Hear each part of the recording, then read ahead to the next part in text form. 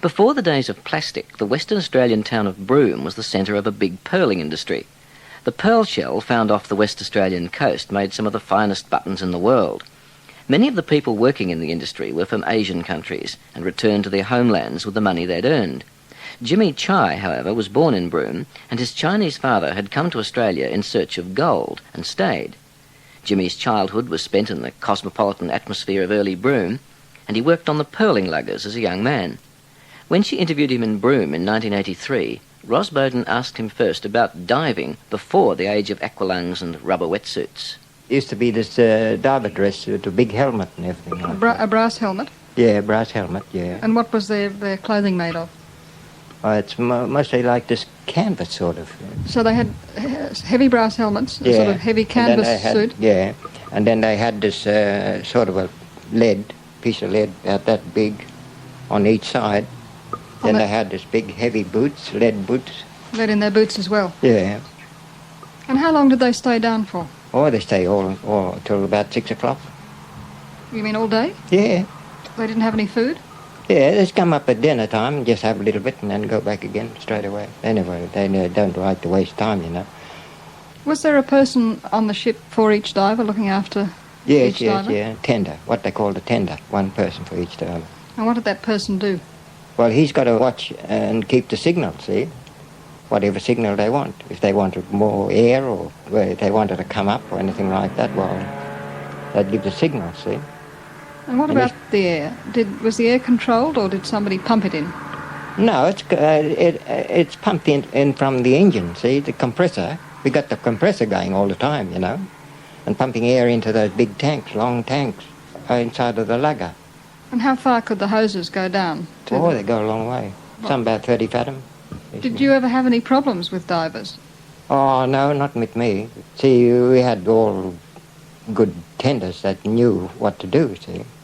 What they used to do is before 6 o'clock, before they come up, they used to stage them, you know, or take them about nearly more than an hour sometimes to come up. They never had any trouble with this bends or anything like that afterwards.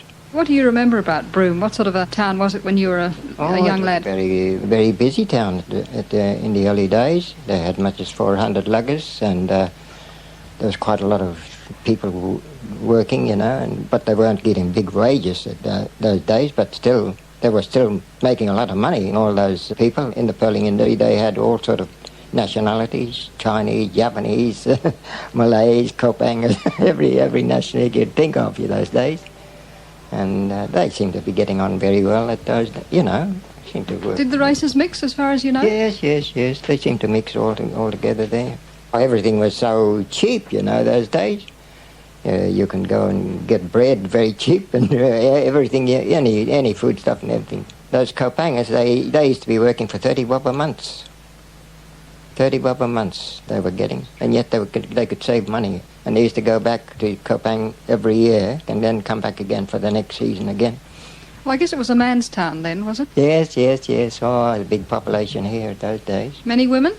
Oh, yes, there's quite a lot of women. There's quite a lot of Japanese women in those days. Did they work in the industry? No.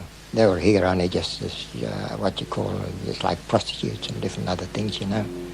They had a place called Sheba's Lane, where all these, they used to go up to the Star Hotel. It's where Kennedy's store is now. They used to go right up to the Star Hotel. So the women that were here were mostly prostitutes? Yeah, mostly all. But they come from Japan and different other places. Of course, afterwards, when the immigration came in, well, they had to all go back then. So. But, it's a roaring time those days, you know, in the early days. Did you see much of it, or were you too young? Oh, no, I was about 14 those days. I've seen quite a lot of things, you know, going about the town. There's that many gambling houses here, you know, at the time. And there was no trouble with me getting up early in the morning and feeling underneath the gambling houses and finding 2 bob pieces and everything like that falling through the cracks underneath the house. And no trouble with me picking 7 or 8 pounds a day. That must have been quite a lot in those times. Yes. Oh, money everywhere. Oh. Times you could go and walk around, pick up 10-pound notes or 55 pound. And those days, some of them used to be using the sovereigns for coat buttons those days. they used to use white suits those days, you know, white cotton suits. And most of these Europeans, just like the Australians, well, they used to have this sort of a helmet too, you know, sort of business.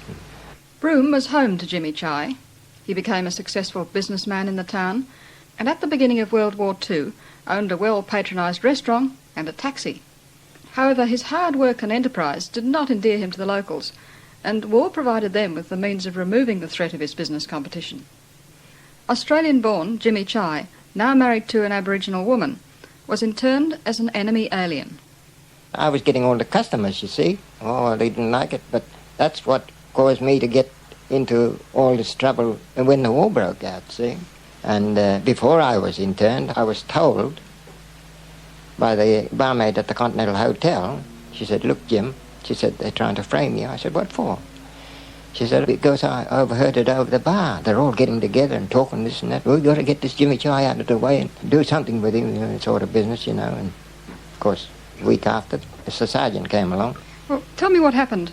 At what stage of the war was it that you were arrested and interned? Well, when it started. Right at the beginning of World War II? Yeah. And how did it happen? Well, I was driving my taxi and this sergeant comes along and he said to me, he said, "I want you." I said, "What for?" "Never mind what for." He said, "Pick up all your stuff." So I had to drive my car to my place in John Charles Lane, where I got a 2-story restaurant and everything, where I was sleeping and everything like that, my place.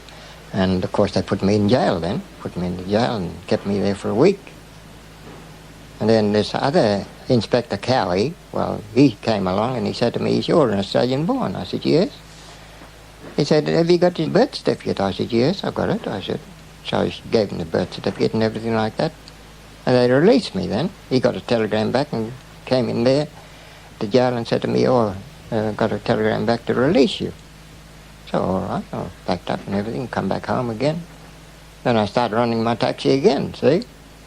And I was coming from the jetty with a lot of passengers. I see the same sergeant come along to me again. "Come on, I want to see you." He said, "Get out of that car." He said, "Bring the car up to home and take all your stuff." So I went and packed all my gear again and went back to jail. Do you think this sergeant had something against you? Well, I don't know, but I think he was worked from the other crowd, see, that wanted to intern me. They're the ones that was behind it, you know, urging me on sort of business. And was sent away to a place called Harvey then. But were you given any trial? Was it just on the say-so of this particular police sergeant? No trial at all. Nothing. I was just sent to Harvey then. And Inspector Cowie told me, well, he said to me, he said they'd probably take you to Harvey and go before a tribunal there. And when I got to Harvey, I seen quite a lot of pickets there, you know, that knew me in Broome. He said to me, "Jim, what the hell are you doing in here?" I said, "I don't know." I said, "Don't ask me." I said, "They just sent me here." When Singapore fell, well, they got panicky and then they sent me up to a place called Loveday Camp in South Australia. And did you ever try to approach the authorities in Harvey and say that you were Australian-born? No, I didn't have the chance.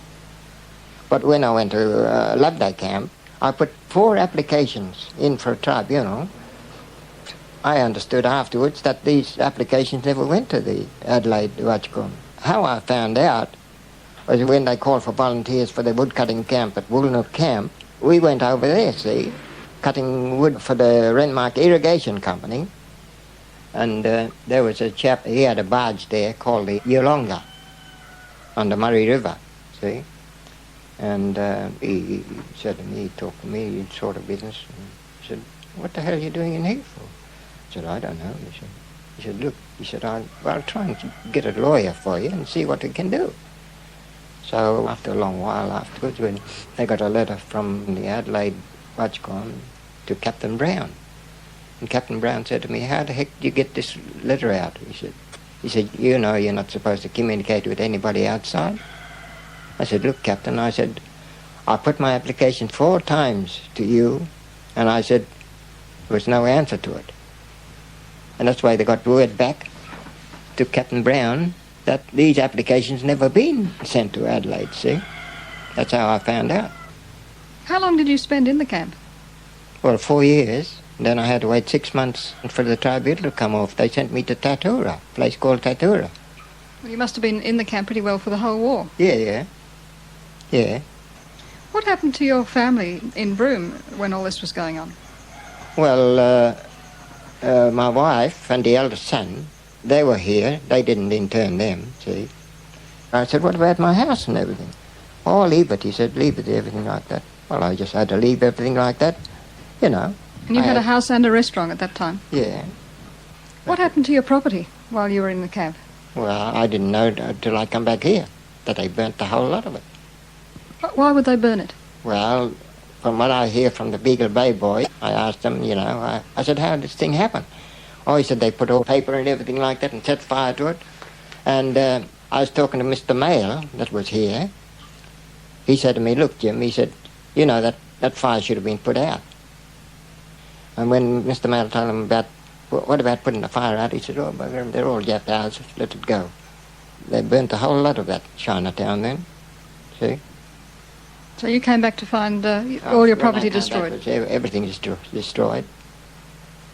And I reckon, oh, why didn't you put a claim into the war damages and everything? But I put a damage in the war claim. They only just turned around. Just your bad luck. I never got nothing out of it. So I had to stay here. And I lived on bread and tea. And I used to go down the beach to get cockles and different other things, you know, keep myself alive. In those days, you couldn't get any unemployment money or anything like that. I was stony broke. And I just kept on going. I said, never mind. You can laugh about it now, but it must have been pretty grim at the time. Yes. Oh, yes, but still. When I come back on the old jetty from Tatura, I had the damn cheek to turn around and said to me, what the hell you come back here for, Jim? You got bugger all. I said, never mind, that's a my bloody funeral. I said, it's not nobody else's funeral, it's my funeral now. I said, I'll show you people. I said, I know the person that put me in. I said, but still, I'll show you people that I'll work me way up again. They tried all they can to try to get me out of the place. They've had meetings after meetings in the chow hall. They've had meetings at the RSL. They've had meetings at everything they could do to try and get me out of Broome, but they never succeeded. So I don't care what's happening now. I'm too old to worry about it now. Jimmy Chi in Broome with an admirable lack of bitterness about the wrongs that had been done to him over the years.